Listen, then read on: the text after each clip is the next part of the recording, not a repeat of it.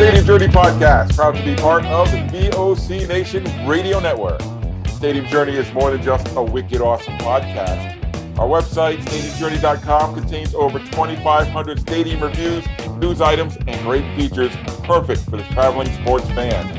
In addition to the website, we are all over social media. We got it all covered, guys. We're on Facebook, Twitter, YouTube, Instagram. Like us, follow us, everywhere, across the board. Tell your friends. And the Stadium Journey Podcast is the perfect companion for when you're on a road trip. Just type VOC Nation Radio Network into your podcast search app or check us out on Spotify. Check out all of VOC Nation podcasts on Spotify.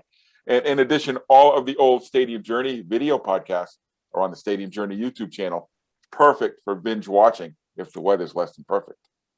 And we also stream live on twitch.tv/danlaw83. For those of you who are with us right now, thanks for watching, and don't be afraid to participate in the show. We like our stuff interactive. Now, let me just take a second and introduce our starting lineup for today. Dave Cotney is with us. You can follow him at ProFan9. Mark Viquez is here. You can follow him on the social medias at Ballpark Hunter. Our producer, the above-average comedian Dan Calachico, is online at DanLaw83. And I am Paul Baker. You can follow me at PuckmanRI. And so if any of you have listened or watched the podcast before, you know that deep down inside, I think most of us are hockey guys. But there is a topic that has kind of avoided the podcast in our 4 seasons, and that is college hockey. So tonight, that's what we're going to talk about. What's the elbow? Are you doing a Gordy? No, I was showing somebody else I'm doing a project for my injury wrap. So this is the only way I can sit here and do the shows and stream without my arm throbbing the entire time. Don't get old, folks. It sucks. So speaking of those of us who are old, back when we were youngins watching some hockey, it was really, really rare to see any college hockey players play in the pros. Yeah.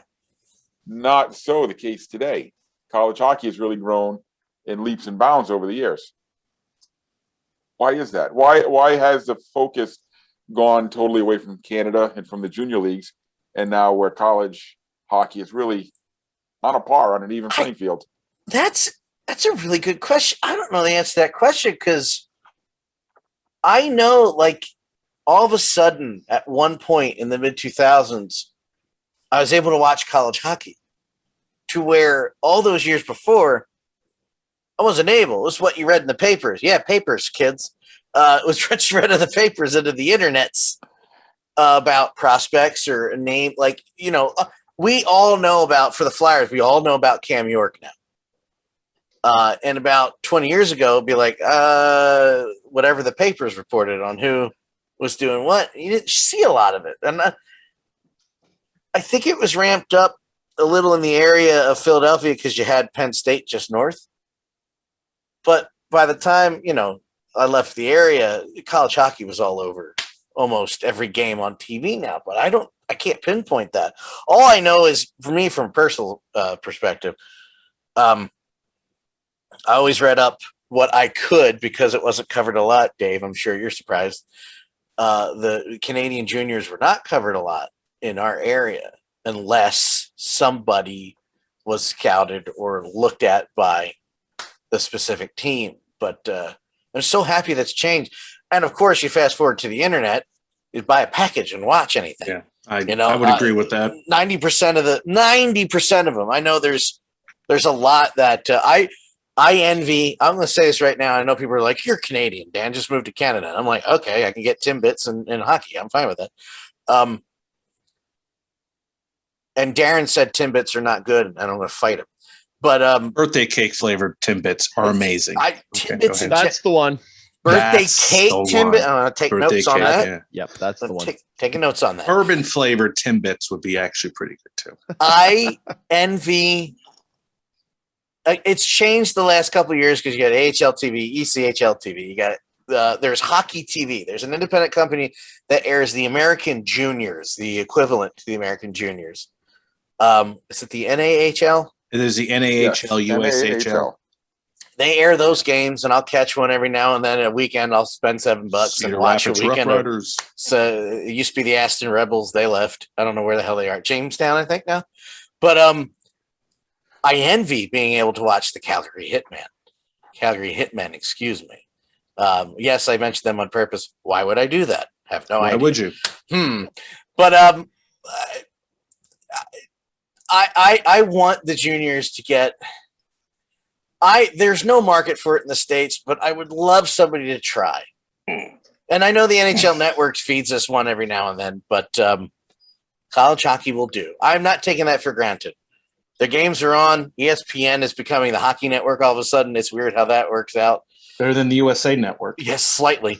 But I'm so happy to be. I'm 37. I can watch hockey almost any night of the week right now. And that happiness is kind of multiplied by the thing that's been happening the last year, something weird with a bat or something. Well, I mean, I can remember the 1980s when you were watching the Stanley Cup Finals. That was on the USA Network. The 1994 Stanley Cup Finals was on MSG where I was. Yeah. So, I mean, National Hockey League itself is on major network TV. And I think they went through almost 20 years. I think the first Stanley Cup to be on major network TV in a long time was the 1995 Cup. So because of the National Hockey League profile, all of a sudden, I think other leagues up from above pushed it up the ranks as well. Plus, we have more cable providers that are looking for content. Why not put some college hockey? I mean, the atmosphere at some of these venues is amazing. It would make a non-hockey fan fall in love with the sport from a live perspective. Why not put it on TV? Great. So, Paul, I'm going to do something really wild and crazy here, and I'm going to answer the question that you asked. Thank you. I appreciate that because I was thinking I was going to have to answer it myself. I do have an answer for my question. I mean, I said I don't know. To be fair, I answered your question. So I think True. There's a couple things at play. So way back, 60s, whatnot, you know, the original six era. In the original six era, NHL teams were signing guys to what they called their P card or their C card. They were signing guys at 16, at 15, at 14, right? That's right. Bobby Orr was signed when he was 14. Yeah. And they controlled junior teams. So famously, the Maple Leafs had, amongst many others, but they had two main junior teams. They had the Toronto Marlboros.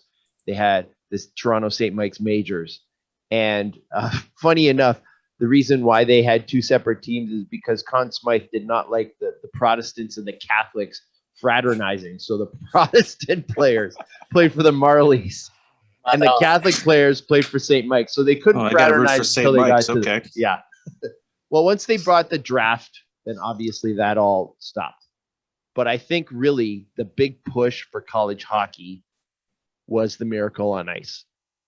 Oh, yeah. And that was my Brooks, answer. and a lot of those guys were college guys, right? True. All of them were. There's that guys. Scene in Miracle, you know, where they're skating back and forth. What team do you play for? I play for Minnesota. Skate again. And, you know, they name off all these colleges that they were. But then I think what had to go with it. So the Miracle was one thing, but then they needed like a Neil Broughton, who I think, if I'm reading this correct, he was the first Hobey Baker Award winner. At the time, he was probably the most prolific American player until, you know, some of the more modern players came out of Minnesota. And if you look at some of those early Hobey Baker names, there's some decent NHL players in that group, right? And you combine that with it's a less regional path to the pros. Okay, so if you're in the northwestern United States, then you're probably going to go to junior, right? So like Washington State, believe it or not, is a hockey hotbed. There's tons of junior teams in Washington State. There's Everett, and there's Tri-City, and there's Seattle, and there's Spokane, right? If you're in the Northeast, your path is college. Yeah. Okay. So it's become a bit regionalized, but the college game is a different game. I think of a guy like Paul Correa, and Paul Correa is a Western kid in the 90s when the Western Hockey League was viewed as this big bruiser farm boy fighting league, and Paul Correa is a little guy. You know, would he have made it in the Western League? It's hard to say, right? It was definitely not a league that was made for him. He may have got a concussion or two. Probably. So what did he do? He went and played at the University of Maine, won a Hobie Baker, you know, was a fairly high draft pick, spent some time on like the World Juniors, built his profile, picked by the Ducks. And suddenly it's a different path. So if you're a parent, junior is a bit of a crapshoot, right? You're sending your kid away at 16, right? Or 15 maybe, depending on who they are. That's where you get like the Lindros situation, where Eric Lindros was from London. He was drafted by the Sioux, wanted nothing to do with the Sioux. His parents, kicked up a fuss. Well, we don't want him going to the Sioux. So one of two things is going to happen. He's either going to get traded, or he's going to, play, minor midget or major midget or whatever, hold on to his eligibility, go and play college in the States. And of course, there is that education factor. There's how many teams are there? D1 teams, Paul? 59 or 61. 59. Okay. There will be 61, yeah. And, how many of those guys are making the pros? 10%? If maybe? that, yeah. Right? So why is everybody else there? Well, I'm sure they're there to play hockey, but they're going to get that education as well. Yeah, your answer is very similar to mine, Dave. I was going to say the same thing. It started with the Miracle on Ice, and like you said, excuse me, like you said, more than that, then there had to be some guys who made the jump and were successful, because guys made the NHL before the Miracle on Ice. Through the 70s is really guys started trickling in, but they were journeymen. There weren't really a whole lot of guys you could say were all-stars or, guys who made their bones. But guys started having success, and you started seeing more and more. And now, what's the percentage of the NHL that have college experience? It's somewhere between a quarter and a third, I think. It's definitely a lot higher than it was in the 80s. Yeah. So you kind of outlined the answer to this question a little bit, but I'll ask the group, what makes college hockey a better hockey option for us puck fanatics than, say, the Canadian juniors or the minor leagues? Oh, it doesn't. I don't think it does. I don't look at it as a better option. I look at it as another option and more to watch. I would, if somebody gave me a choice to watch it, I'll just be straight up. Somebody gave me a choice to watch the Canadian juniors and the NCAA, I'd pick the juniors without a hesitation. Minor too. No, it's in my opinion, it's just more hockey to watch, not different or an alternative. I would watch it all if I could. You know what I mean? So I would say that the big difference is proximity. Both college hockey and Canadian junior hockey, I mean, they're fine on television, but it's not even close. It's not remotely close. Seeing college hockey live is infinitely better than on television. Oh God, yeah. Seeing Sure. junior hockey Absolutely. live is much better than on television. Now, I would say that especially in the OHL, the OHL is becoming more homogeneous with their arenas. They're starting to look a little cookie cutter. They're starting to look very similar. You have like Kitchener that is a very unique spot. You have Sudbury that's very unique, and it's an older building. But then you've got a bunch of them that really look a lot alike. You have Guelph that looks like Oshawa, that looks like Kingston, that looks like Niagara.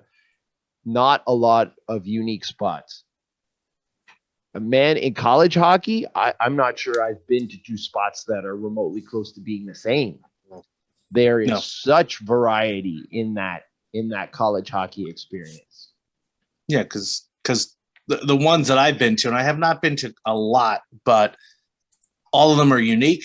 They have a great atmosphere, the fan base, the band, the music, the student section, the traditions. It's unlike anything I've seen, even in the pros. It's simply amazing. I wish I can get out to more. That's how great it's been for me. So yeah, no two ones have looked alike to me, and I'm sure you could find them if I ventured out to a few more. But the 5 or 6 that I have visited, you take away some a little bit different. I'm sure my opinion would change if I went to these games, but as far as TV experience, I want it all. I'll inject it all into my veins, please. So what makes going to a college hockey game so special compared to, say, watching it on TV or comparing it to the minor pros or what have you? I would say like when I went to Bowling Green hockey a few years ago, you have this small little hockey arena in this small town, but the place was packed and low ceilings. You just had this horseshoe shaped seating stand. You had the student section there with the newspaper. They turn around during the away announcements. You had the band being played. You had people focused on the game. They're there to all the actions on the game. They're not there for promotion or Disney night or Nickelodeon night. It's pure passion for their school, whether you're an alumni, a student, or just a fan from the area. And it's great hockey. I mean, there's a beautiful pedigree of NHL players who left their mark at Bowling Green State, and that's just a small little college that is right off the interstate just south of Toledo, and you wouldn't expect that, but here you are. You got this great environment there, and that for me, who's kind of late in the game of going to college hockey, makes me want to go to more. I want to go to Michigan. I want to go to Michigan State. I want to check out some games in Minnesota if I can. I'm there. Yeah, I would say. The two things that jump right out off the top are the band and the student section. Take my answer again, Dave. Hey man, great minds. Yeah, absolutely. I would say this. So I've run the gambit at Michigan. I've been to football, been to basketball, I've been to hockey. My favorite student section is at hockey. Yep, I would agree. Western Michigan, student section in football. Yeah, I'm sure there's more people. Hockey, the Lawson Lunatics, they're off the charts. It seems like, of course, that section is smaller, but there's more going on. They're a little rougher around the edge. Oh, absolutely. if you're a goaltender, listening to the student section after you let one in is not going to be pretty. I would say that maybe the exception to that was when I was at the Big Chill, which was the precursor to the Winter Classic at Michigan, where there were 113,000 fans for Michigan State in the Big House. And that poor goalie for Michigan State, who let in 5 goals and had somewhere in the neighborhood of 80,000 people calling him a sieve, might have been a little nerve-wracking. Yeah, I've got to agree with you there. The student sections in hockey are the most entertaining, the loudest, I guess, per square inch or whatever, however you want to say it, the most vulgar, without a doubt. Yeah. I'm thinking of some of the legendary student sections in the area I've been to. Think of the Maniacs up at the University of Maine back when they were rolling and they were national contenders. In Alphon Arena, hanging over the goalie and just letting him have it. You think of the BU student section, which is as vulgar as you get and antagonistic as you can get. I think of the Dog Pound in Northeastern. If you've been to Northeastern, if you've been to Matthews Arena, that top section, again, hanging right over the goalie, looking almost straight down at him or her, if you're at a women's game. They just add so much to the game that you don't get in other sports. I mean, basketball has some great student sections. Football has some great student sections. There's something a little extra about a hockey student section. You had me sold it banned. I'm in. Nothing better than that. It's almost as if that glass is like,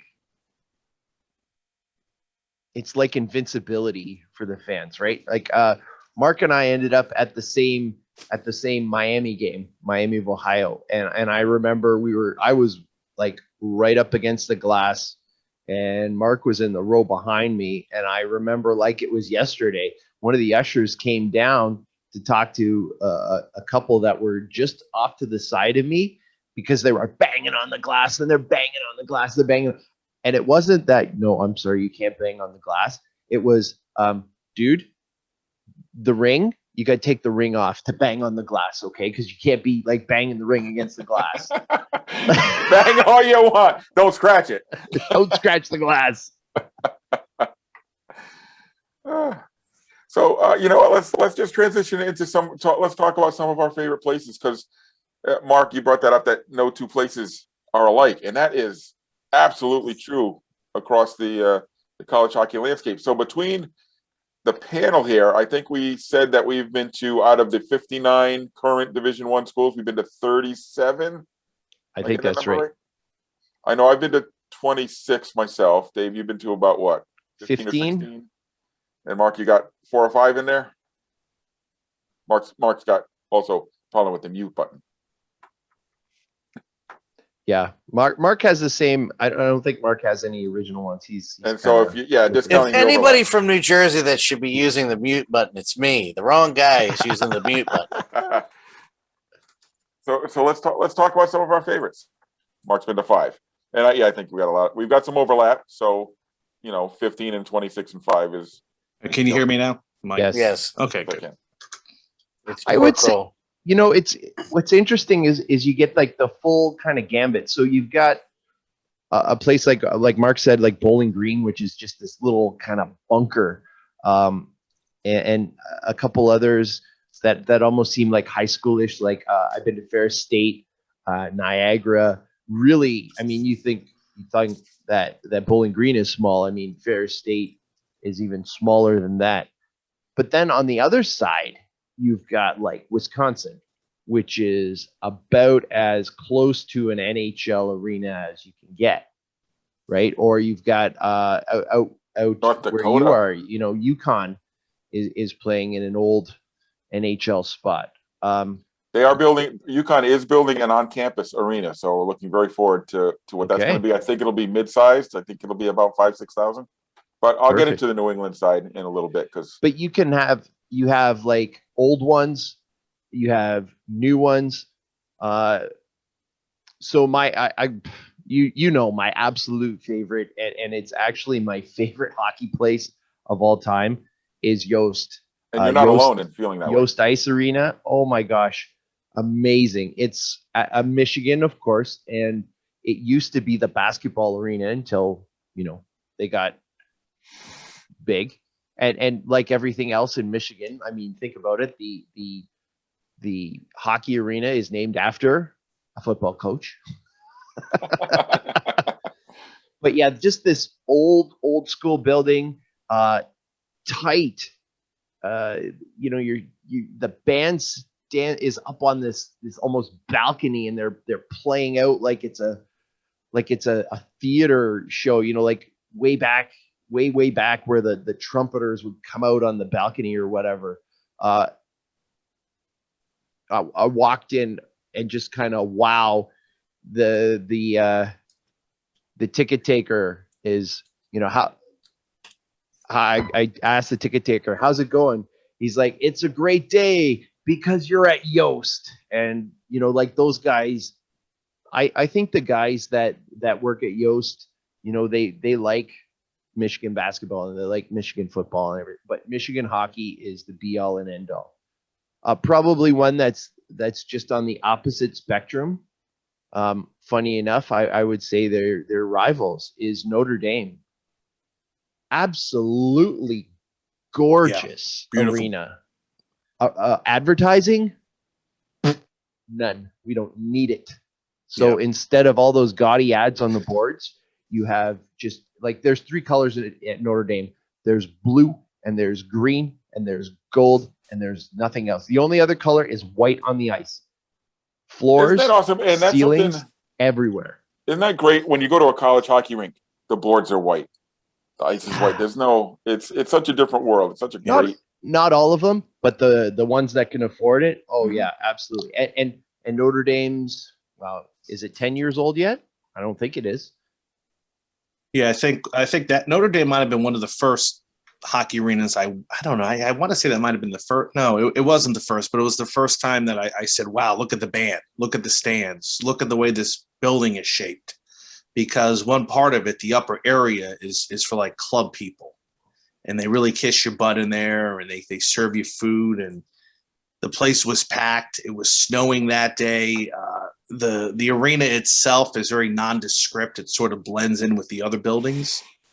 I think it's meant to be that way. But once you get inside, it's electric. And I think at one point that was number 3.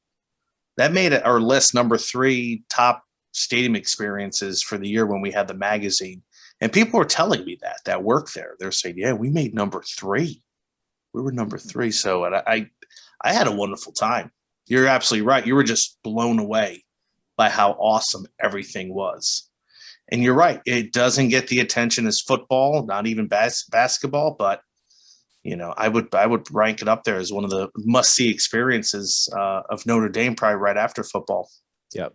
One of the cool things that I thought when I was there is the goaltender for Notre Dame. And this was only about 2 years ago. The goaltender for Notre Dame, his mom was Manon Rhéaume. Yep. Wow. Yeah, I guess we're that old now. Yeah. You're that old now. So another one that's talked about, I don't think any of us have actually been there, but the Engelstad Arena on the campus of Notre ND. I'm thinking ND. Wrong ND. Yeah, wrong MD. Is just known for just being a fantastic facility. Yeah, it is. I have been there when we were driving from Minnesota to Winnipeg. We purposely went through Grand Forks and went and stopped at the arena because the store's in there. Unfortunately, practice was going on, so you couldn't really walk around. But it was amazing, absolutely amazing. And Ralph Engelstad, I mean, he saw what was coming, and he embedded the old Fighting Sioux logo in everything. And he really loved that logo, and he loved the name. And when they were having some political discussions about changing the name, Ralph Engelstad Arena had a lot to do with what was going on, because all of that stuff couldn't be covered up. It couldn't be removed. But just a beautiful, beautiful arena. There's nothing, even in the pros, there's nothing like Ralph Engelstad. There's nothing like the Compton Family Ice Arena, which is at Notre Dame. They are just, the attention to detail is just beyond. And they can do it without that commercialism that we see in the pros. And other venues out in the Midwest, I think, are on that par. Maybe not that level, but you think of, like you mentioned, the Kohl Center in Madison, Wisconsin. You talk about Mariucci Arena in Minnesota. Some really fantastic venues. You know, I'm from the Northeast, so I haven't been, even though I've been to 26. That's how concentrated the schools are. There's 20 of them just in New England. 20 out of the 60 are located just in New England. So, but we don't have those big signature arenas. I'll get into what I like a little later, but I want to make sure that we highlight some of those fantastic places out in the Midwest.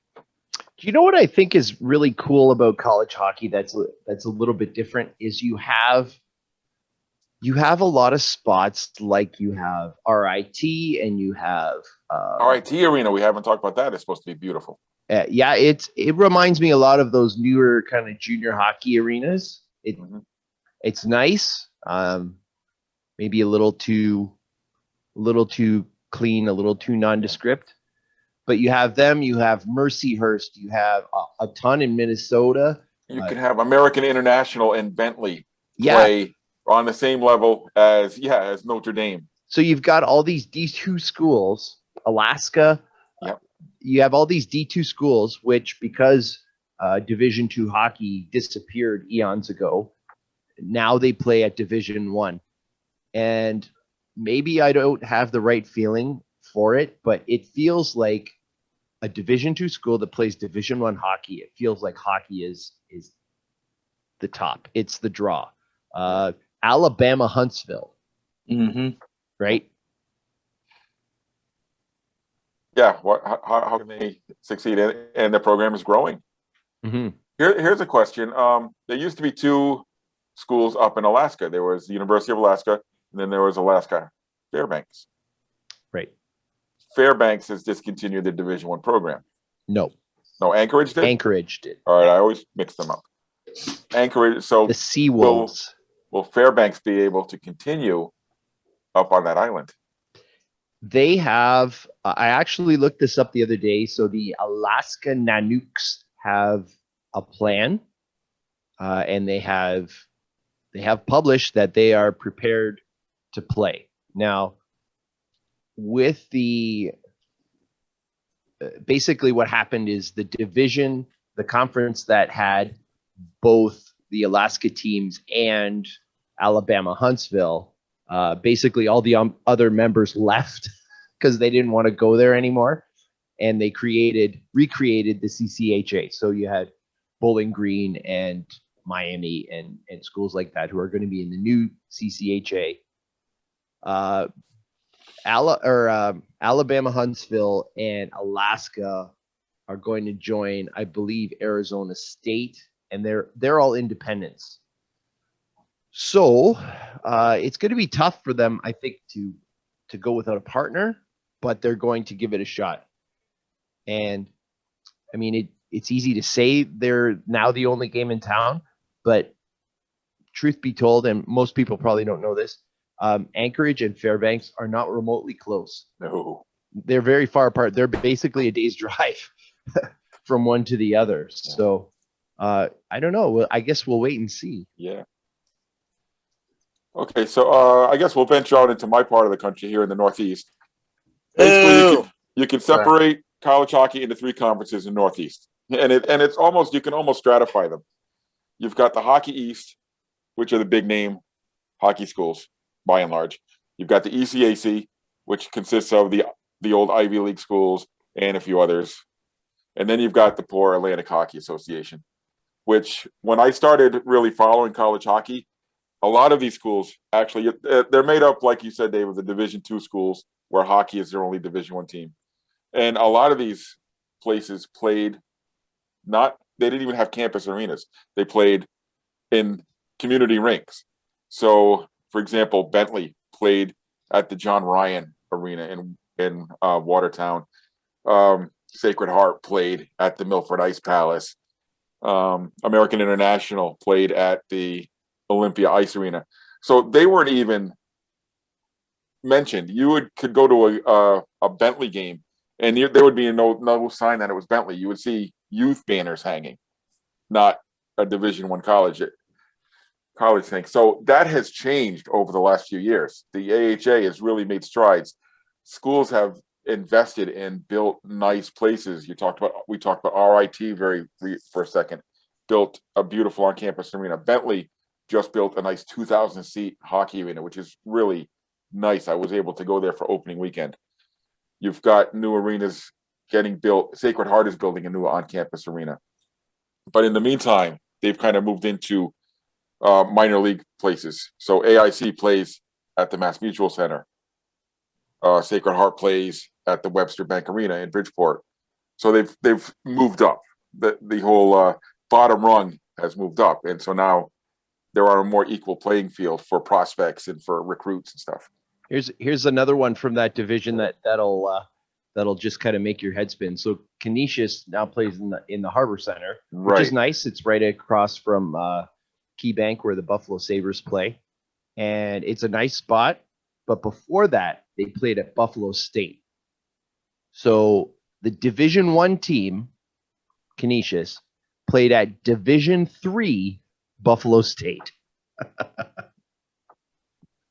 There were no Canisius banners anywhere in that place. Yeah, so it shows how the sport is growing, and actually leveling out. So instead of having the haves and have-nots, and we're talking about a tiny school being able to play on a par with Michigan, it's starting to not be so stratified. So if I want to talk about some of my favorite places, I really have to separate the 26 different places I've been to into new places and classic barns. So you've got some of my favorite places are like Agganis Arena at Boston University. You've got Songus Arena on UMass Lowell, which used to be a minor league hockey arena, but it was always owned by the school. And when the Lowell Devils moved out, the school just said, we're fine with that. It's ours. Yeah. Really nice place to catch a game. The Mullins Center on the campus of UMass Amherst is a great place to catch a game. But when I think of my favorite college hockey barns, I think of some of the old places. Like I mentioned Northeastern, Matthews Arena on the campus of Northeastern, which is actually the oldest arena still in full-time use in the world. And still a very viable place. Actually, a little trivia for our listeners. Matthews Arena is the only place that has been the first home of 2 NHL teams. Can you name them? 2 NHL teams got their start at Matthews Arena. The New England Whalers and Boston Bruins. There you go. So the Hurricanes and the Bruins both started at Matthews Arena. I didn't know that. Wow. Yeah, their first year, right? They played and then they left. That's how old Matthews Arena is. But get rid of it. We need a new one. No, nobody's talking about getting rid of Matthews Arena. No, I know that. Although they did put in a new gigantic, and I mean gigantic scoreboard. Dave, you've been there. Yeah, I've been there for basketball. You've got this 120-year-old arena with this brand new 70-foot long mega scoreboard. It just doesn't work. It doesn't fit. It's like the Jerry Jones kind of scoreboard in there, isn't it? I mean, obviously not absolutely as big as that, but it just has that feel. I think it's as big as the basketball court. I think it does go from baseline to baseline, or almost. Yeah. I think of another old barn where I just loved the vibe. If you go to a game at Northeastern, the band, the student section, bar none. I haven't even talked about the Beanpot yet. We'll get to that. Princeton, Hobie Baker Rink. Mark, you've been there. You can testify to this. This old brick building. You don't even know you're at the hockey. I was actually standing right next to it. Yeah. Looking around. Where's the hockey rink? I can't find it. There it is right there. You can't find it. It's so small and narrow. You're like, man, how do they play hockey here? But they managed to do it. It does feel like you step back in time several decades when you're at Hobie Baker. It feels unchanged from, say, the 40s even. And I would say Parkin's I don't know. Parkin, it's just in a weird location. It doesn't stand out, unlike the baseball field or the football stadium or the basketball arena. And I think that's what just kind of adds to the mystique of this facility. Plus, it bears the name of Hobie Baker, and a lot of history at Princeton with its hockey program. So, both outstanding player awards are named after Princeton players: the Patty Katzmeyer for the ladies and the Hobie Baker for the gentlemen. Both Princeton alums. And when I also think of my favorite places to check out, I think of Ingalls Rink in New Haven, home of the Yale Bulldogs. It's better known as the Yale Whale. Mm-hmm. And the reason being, it was designed to look, it looks like a whale. It's got this giant, it was built to look like a skate and portray motion. So it's got this giant undulating beam running down the center of it. And it's got planks. So the ceiling is kind of a saddle shape. It does look like you're in the belly of a whale when you're inside of it. Small rink, nothing spectacular about the rink itself or the seating itself, but the visuals and the history it was built in the 50s and just has that vibe to it. So those are my favorite places to go in college hockey. Dave, have you talked about your favorites or besides Michigan? Or Other than Michigan and Notre Dame? Those are probably the big ones. I got to be honest, I've enjoyed pretty much every place I've gone. One place, and I think you could testify to this, I really enjoyed it. I was a little disappointed, and that was Boston College. I loved the building. I loved seeing, oh my gosh, they're going to have to invest in more ceiling space. There's so many banners around that place. I love the Hall of Fame. It had a really nice sort of feel to it. Maybe it was the day that I went and the team that they played. It felt a little flat. It was not the experience that I expected. Maybe it was because they were playing Merrimack, but also they were. Who was the guy whose jersey they retired that day? Yeah, Brian Giunta. Brian Giunta. Yes, thank you. I give you a bobblehead. Oh, no big deal. That's all I Brian remember. Giunta. But I thought, this would be big but it was a little, it was flat. Maybe because they weren't playing a Boston team, but I don't know. But I really like the building. Yeah, Conti Farm's got that 80s vibe. It was built in the 80s and really looks like it. But it's a neat place. If you're into Boston College, even if you're not, they display their history very well in that place. Miami was probably the other one. And Mark, we were there at the same time, and it was.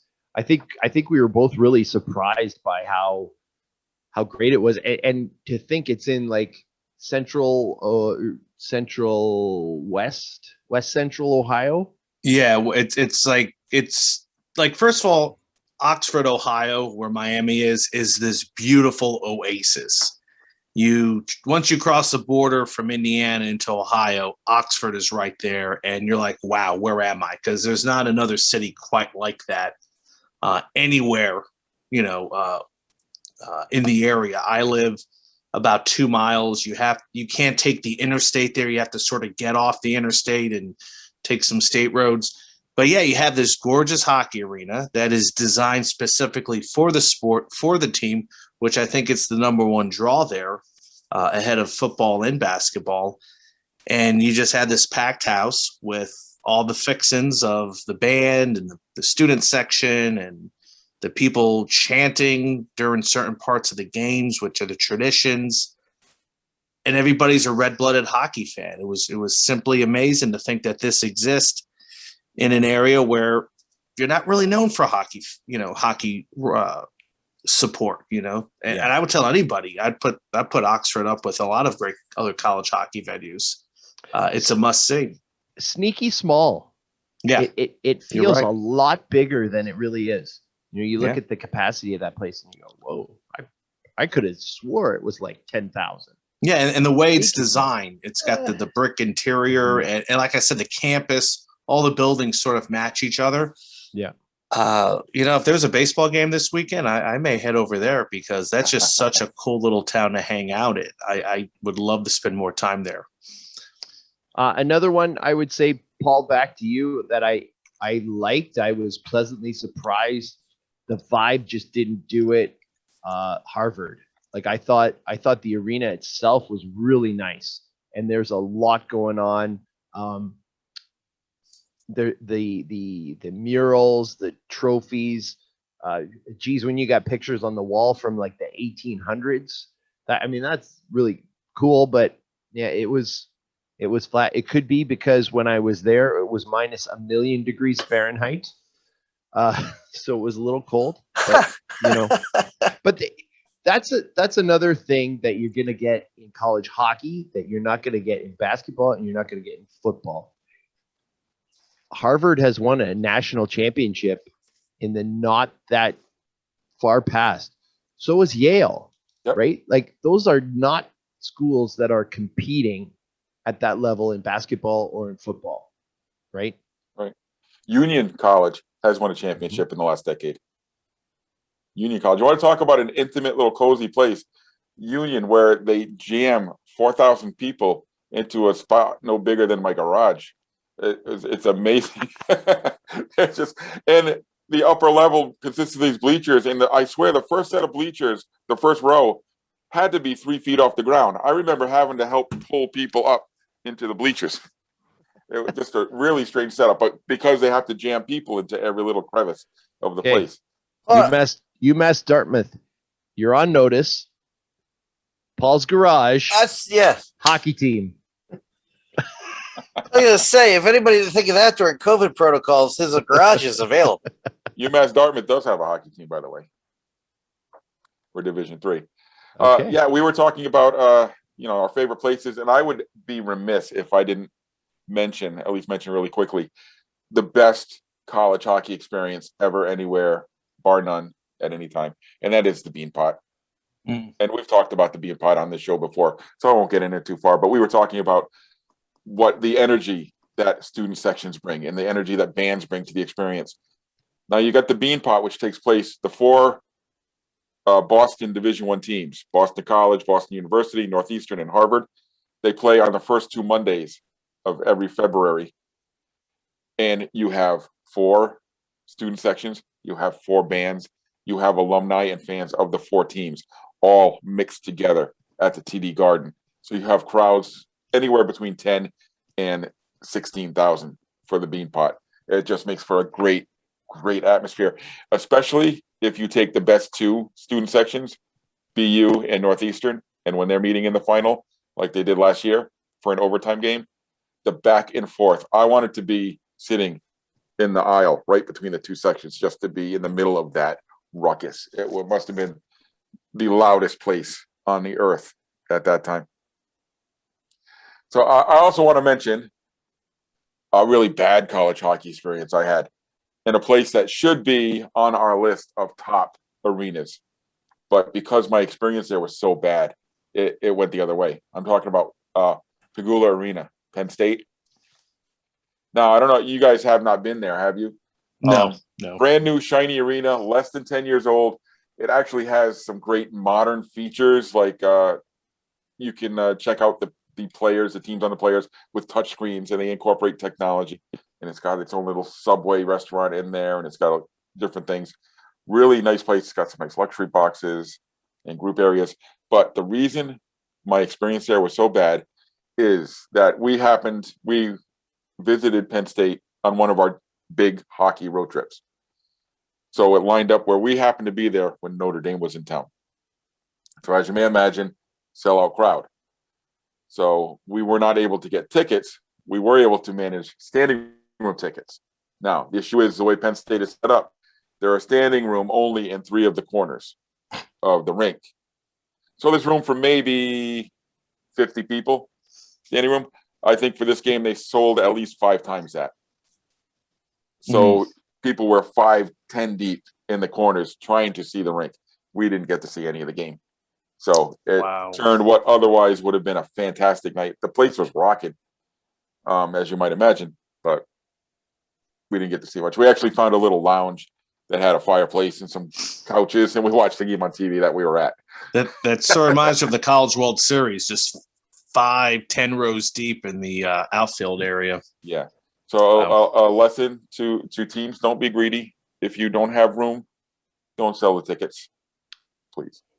Or call the fire department when you do that. As much as I've enjoyed college hockey, I would be remiss if I hadn't said that both times I've been to the Frozen Four, I've been a little lackluster. The first time I went was in Detroit in 2010. Boston College won that year, but they were trying to get like the biggest crowd ever, and they had it in Ford Field. And wow, this was before they had the Final Four there, maybe a year or 2 before. And what they tried to do is they were trying to do the center kind of, Winter Classic kind of style where the ice is right in the middle. And it didn't sell to that. So then they ended up pushing it down to one end. So it was really oversized. And your tickets, you're in the lottery. I mean, that's often the way the NCAA works. So, we were up in the upper deck and not a great view. And then the second time I went was in Buffalo, and between the NCAA and the organizers, they really, really missed. That was a bad one. Yeah. They missed their price point. It was way off, and it wasn't packed. Does the NCAA organizational wise do anything not haphazardly or cluster effery? Sure. I would say this. The NCAA is responsible for far more than hockey, football, and basketball. Oh yeah, sure. Doesn't answer that. So yeah, Dave, your experience kind of goes against mine. Where I've been to a couple of Frozen Fours, but they were quite a while ago, and the Frozen Four I think is kind of outgrown where its sweet spot was. Because when I saw the Frozen Four, it was in Providence. Ooh. And it was wonderful. One of the best nights of my life. One of the most Christian nights of my life. Oh, that's where I want to be to see college hockey, Providence. I'll take it. It was fantastic. I don't think that'd be a bad spot. But if you look back at where the Frozen Four used to be, it used to be in the smaller places. Yeah. And now it's in the NHL rinks or bigger. I can't wait to go to Providence, the smaller arena, with a bunch of college kids pissing me off every period.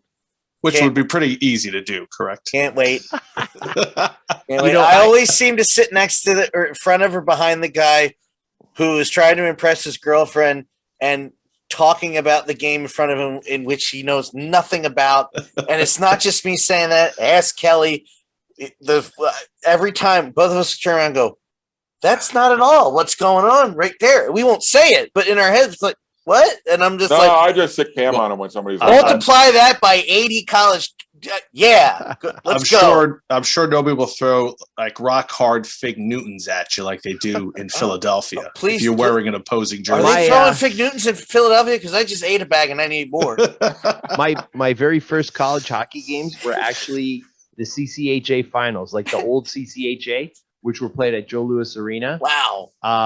The final, Michigan and Notre Dame.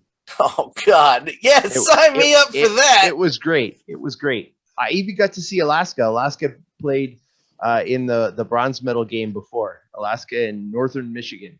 Listen, maybe I'm just creeped out because I watched that North Dakota. Oh yeah, I fell asleep. But who? Oh my God, Minnesota Duluth. Duluth. Yeah, I watched that game. It was in. I believe it was. Was it in North? Where was it? North Dakota. It was in North Dakota. Okay, I was about to say, I'm like, am I wrong? No, but I was watching everybody there, and I was just creeped out because no, I'm not correct. That's not true at all. But I was watching this crowd during a pandemic where no masks act like that, and I'm just like, oh, I can't wait to go to a college hockey game. I'm so happy. Oh man. I don't know. It just seems like we're having to. By the way, Frozen Fig Newtons, was that what's going on? Because I missed that game. I thought it was batteries and snowballs. That's what the people keep telling me. Yeah. Well, this was at the Spectrum, or the they FU had Fig Center. Newtons at the Spectrum. That's at awesome. the FU Center. No, they were brought in as ammo. It was not as a snack. Was it the Spectrum or the FU Center? Well, I'm trying to think. There's a difference. One smells like piss, the other doesn't yet. It might have been the Spectrum. This was early on. It was a New York Saints versus Philadelphia Wings game. Place was packed. Okay, that's different. Well, never mind. Coming back to college hockey. Are we? I think we're done with college hockey. I think that kind of signals. Let's talk about Fig Newtons. Do you eat them with a side of pork roll? I'm just kidding. I'm not. I'm just kidding. Fig Newtons were invented in Massachusetts. They're fucking delicious, by the way. Oh, here we go. Yeah, they're tasty. Why? Okay, college hockey. You want me to show up? I'm gonna bring it back around. I need Fig Newtons served at the bars, at the concession stands at the NCAA game. So let's wrap up our show by talking about Fig where Newtons. we've been the past couple of weeks. Because Mark, you got some good stories. You've been to a game or two. Yeah, I've been to the Final Four tournaments being held here in Indianapolis. So someone actually had an extra ticket for me, and I got to check out Baylor versus Hartford, which was held at an NFL stadium, Lucas Oil Stadium. Is that where that was? Oh and my I wanted God. to go there because I wanted to see the two courts, and you're able to walk in and you can see both courts. Obviously, one is not being used, and then they rope you off. So about 35,000 seats, I think, for both ends. Very nondescript atmosphere. I was sitting on top. You barely could see the game. We were talking about watching basketball from in a football stadium, and all I could think about was what we were saying. Like, wow, you're so disconnected from the game. There's not a lot of fans. It was at 25%, so you didn't even have 20,000 people there. When I walked downstairs, I sat by the Baylor people. They were there cheering. It got a little more exciting. I went by the Hartford folks. There were some Hartford people. And got a little bit of enjoyment talking with them because they were just happy to be there. It was their first time in the tournament. I thought the best part was being outside downtown with all the fans walking around and at the restaurants and talking to them and just having some really great conversations. A lot of the bars were packed. There was no social distancing going on, but you did have to have a table seat. You couldn't just stand around. So that was Friday. The next day I was at Butler University at Hinkle. They had a series of games as well. They had Georgetown versus Colorado, and then you had Iona versus Alabama. Got to talk to a lot of Alabama fans. Got to talk to a lot of Georgetown fans. I saw Patrick Ewing. I saw Dikembe Mutombo. Once again, the excitement was outside of the arena because once you got inside, you're very nondescript, and you're at a 9,000 seat venue. I thought it was going to be a little bit better, but you're just there with very limited capacity. And that was the hot ticket to get. Everybody who was buying a ticket wanted to check out a game at Butler. But I tell people, go to Butler when the place is packed. You'll like it even more. But, the way I look at it, beggars can't be choosers. If you get a chance to see a game at Butler, you'll take it, whether there's 9,000 people or 90 people. So then Monday, I went downtown again. I went to check out a game at the Bankers Life Fieldhouse. UCLA versus Christian Abilene. Once again, just very nondescript. I was very disappointed. I was getting a little bit tired of going to these NCAA games because there wasn't much going on. It's like, okay, by Monday, the thrill was gone. Now I think it's picking up again with the Elite Eight action happening as we speak. But the highlight for me was Saturday. I went to Huntington University, which is a very small Christian college. I don't know if it's a Christian. Yeah, it's a Christian college. Division III NAIA. About a half hour south of Fort Wayne, small little town, but they got this gorgeous ballpark called Forest Glen Park. It is built down a hill. So when you park your car on top, you can actually see the diamond. And people are camped out on chairs or blankets, and they're bringing food to eat and their dogs. And you have like a line of people watching the game from the hill. And this hill right now is full of leafless trees. People tell me once you come back during the spring, all the greenery shows up and it makes it even more beautiful. So if you walk down the hill, you get to see a small little creek that runs around the back of the grandstand. And there's actually a little bridge you can walk over and retrieve foul balls. And you can actually try to walk up the hill. But it was a beautiful day. It was 60 some degrees. The place was not at capacity, but close to near capacity. And it was great baseball. It was a 4-3 extra inning game. So the pitching was great. The defense was better. And everybody just had a really great time. And I was not expecting much. Somebody told me to go up there because they thought it was a nice ballpark. When you compare this college with other teams in this conference, this one stands out. And I would tell people, go out to this ballpark if you happen to be in the Fort Wayne area, or if you're visiting ballparks in Indianapolis or the surroundings, make a trip to Huntington, Indiana.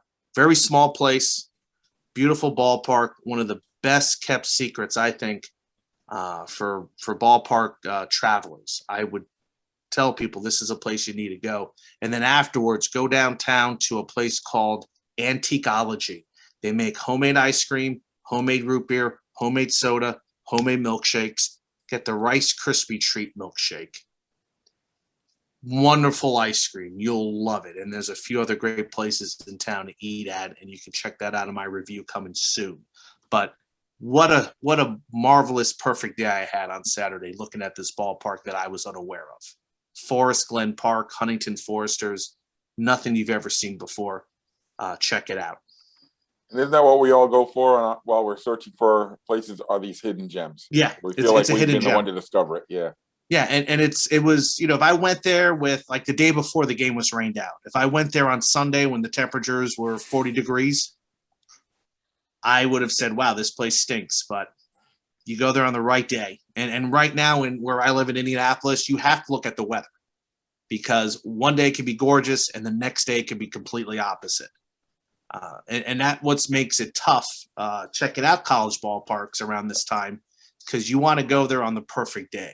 I was going to go to Cincinnati tonight to see a ball game. That would have been nice weather. If I go there Thursday, it's good. Temperatures are going to be in the upper 30s, lower 40s. So, it's just you really like those travels when you go to a place and you fall in love and you can't stop thinking about it. And I even took the state roads back home. It's about an hour and 20-minute drive for me. Even that was wonderful. It's daylight longer. You take the trip back home. You're on the state roads, your office, the interstates. Everything about that day was just really nice. Met some great people up there too. Promoted the site. Just those are the days you live for. That's why I love traveling. That's why I love doing these ballpark hunting and riding for Stadium Journey because I get to go to cool places like that and tell people about it. Perfect. Geez, we just need a distillery up there. Okay. Speaking of days you live for, I guess I had a couple of those this weekend too. Paul, you didn't do anything this weekend. What are you talking about? Yeah. No big deal. Who cares? Yeah, I got to for the first time. What was it? I said the first time I had been inside a hockey rink for 383 days. I actually checked it out. And the reason I was in a hockey rink is because I was actually part of the crew working the National Women's Hockey League Isabel Cup Championships this past weekend, Friday and Saturday. So we did 2 games on Friday and then the championship game on Saturday. So it was actually a thrill of a lifetime to be part of the crew working the game and to be part of the first telecast of professional women's hockey on network TV. The games were all televised live on NBC Sports Network, and I was the PA announcer for the games. So if you happen to watch the games, you definitely heard me talking about them. So that was my weekend. It was a great thrill to be part of that. I mean, I'm not going to talk about Warrior Ice Arena. There were no fans, but still didn't diminish the. It's a shame your team didn't win or anything.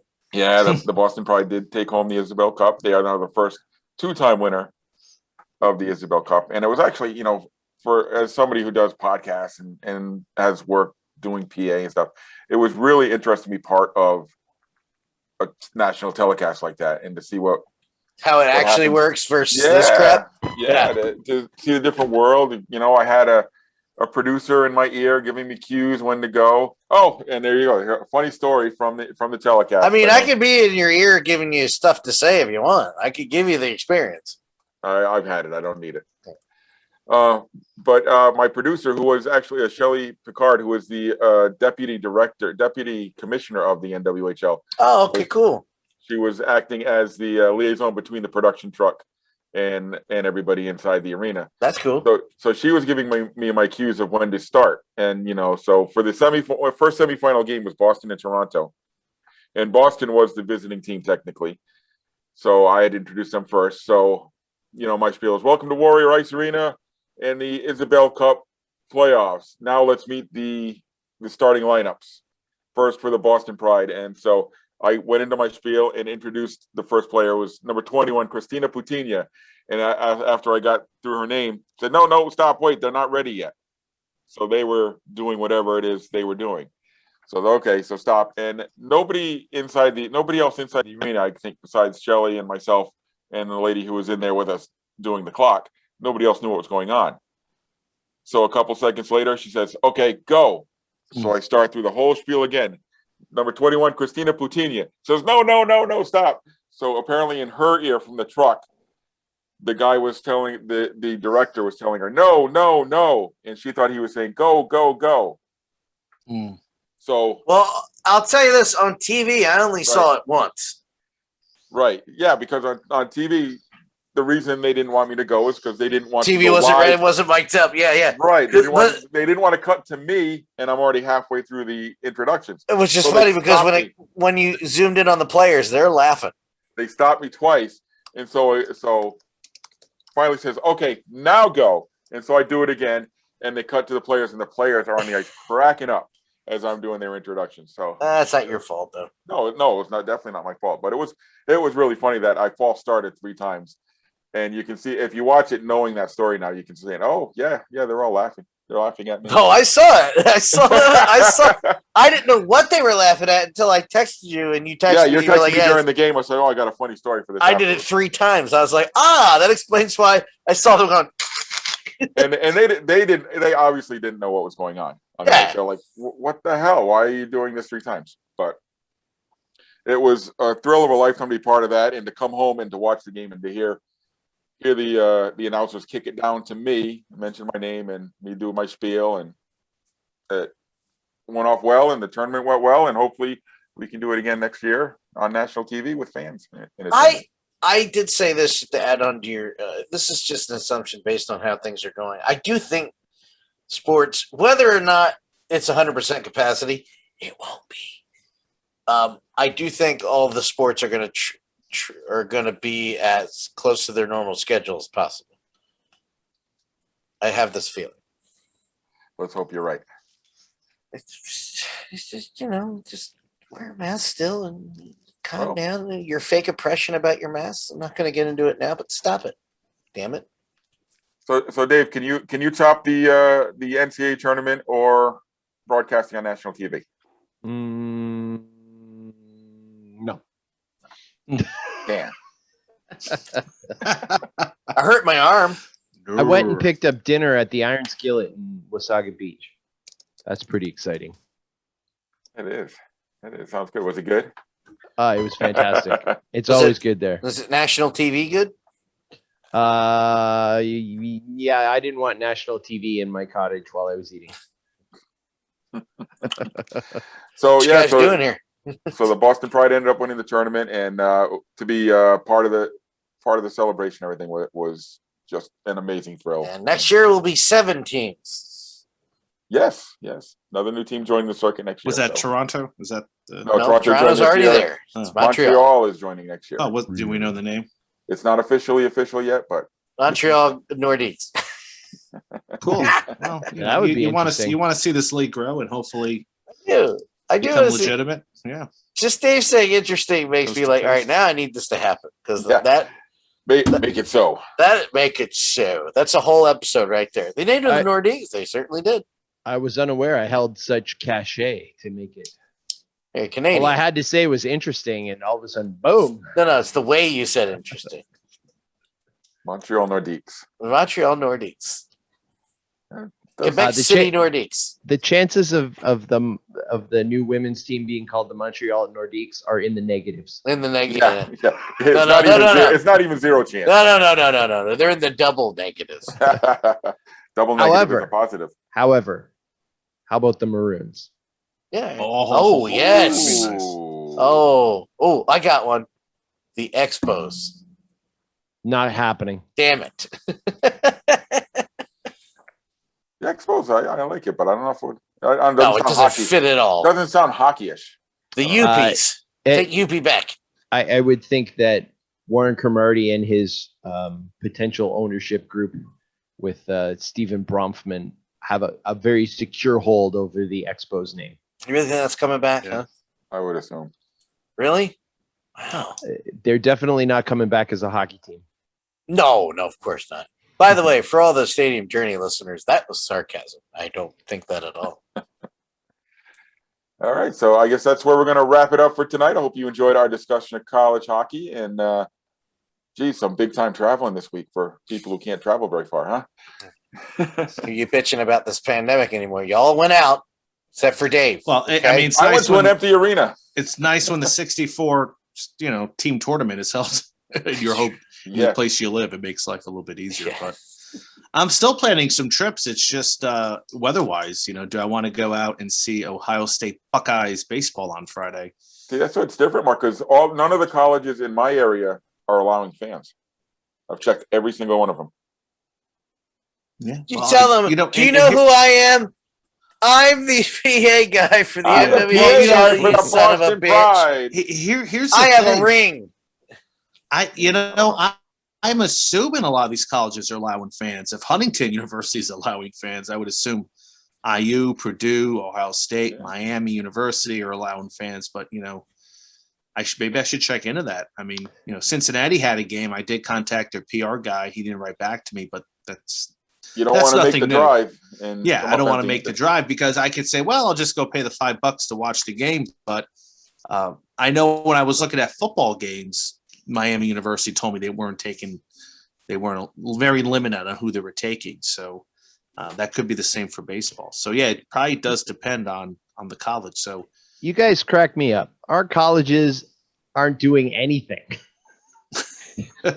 Most of the students aren't even at college. They're still doing remote. Yes, in but a lot of cases they are. Dave, the United States are run by a bunch of morons. it's we're getting shots. Gas prices are going up. We're ready. Just saying. So, Dan, where can our listeners direct all their hate mail?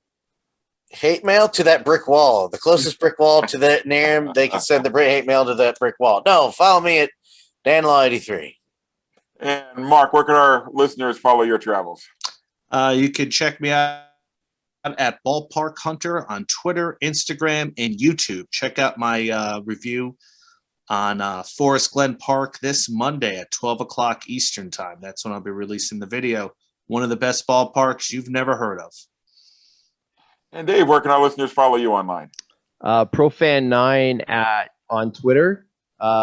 Obstructed Views on its way real soon. Check out the last one on UConn basketball. The next one is getting ready for that opening day. PNC Park in Pittsburgh. Get ready for it. Check it out. Literary Journey I haven't mentioned lately, but it is still continuing. I highly recommend Shoe Dog by Phil Knight. Fascinating story about how he built Nike. That does sound like an interesting read. Sweatshops. And you can follow, you can follow my Stadium Journeys on Twitter or Instagram at PuckmanRI. And don't forget, please check out our website, stadiumjourney.com. Follow us on Twitter. Follow us on Instagram. We're at Stadium Journey. Subscribe to our YouTube channel. Like us on Facebook as well. We got a page over there too. We're on all our social medias. Yeah. And you can find the Stadium Journey podcast at vocnation.com or search VOC Nation Radio Network on whatever podcast app you have. Remember, all of the VOC Nation podcasts are on Spotify. Look at that. We're big time. And we simulcast live every other Tuesday night. Don't want to leave that out. At 8 Eastern at twitch.tv/DanLaw83. So we'll be back in 2 weeks. That'll put us into April. It'll be April 13th, I believe, in 2 weeks. We have not decided on a topic yet, but I guarantee you it'll be awesome. Until then, remember, NCAA weight rooms. Baseball. Remember the albatross and the whale. They are my brothers.